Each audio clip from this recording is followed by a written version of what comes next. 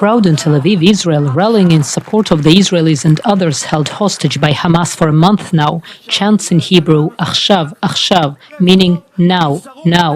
Every moment that Inbar and all the other are there, it's risking their life, and all the airstrikes and the ground invasion is really risking their lives, so we cannot wait anymore. We are expecting from our politicians to do everything to bring them home now, to pay any price.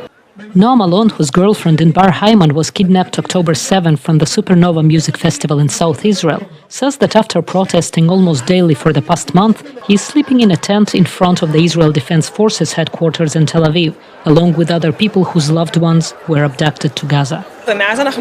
We are fighting to get them back. We are begging on any platform, anyone with influence, just to get them back. They are innocent people who did nothing wrong, old people who need their medications. I can't even imagine where they are or what is being done to them. 4 weeks have passed, with Hamas still holding about 240 hostages in Gaza. Their families decided to ramp up the pressure on the Israeli government to make sure their release is top priority.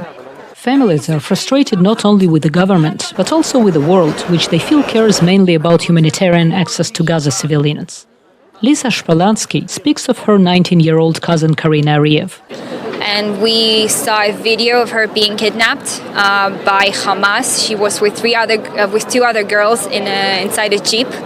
We saw that she was hurt in the face. And other than that, we don't know anything. Nobody tells us because nobody knows. Hamas doesn't release any information about whether they're fine. She says the Israeli Defense Forces gives 200% to bring the hostages back, but the world needs to do more. They're hypocrites when they call us out for trying to get back our families. But if it were their family, wouldn't they move heaven and earth for them? Israeli artist Hila Galili has built several installations calling attention to the hostages. She says her work reflects the impossible situation of their families. Hostages' families are in a situation where they can't talk because of the fear of retaliation against their loved ones.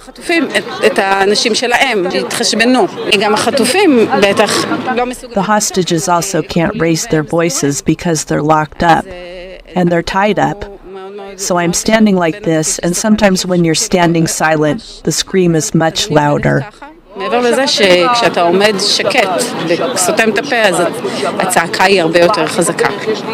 of the hostages' relatives told the crowd that humanitarian aid should be cut to Gaza until the Israeli hostages receive aid as well. Others demanded release of the hostages as a condition for a ceasefire. All seem to agree that with the military operation in Gaza, the hostages are in harm's way, and the Israeli government and the rest of the world need to do more to secure their release.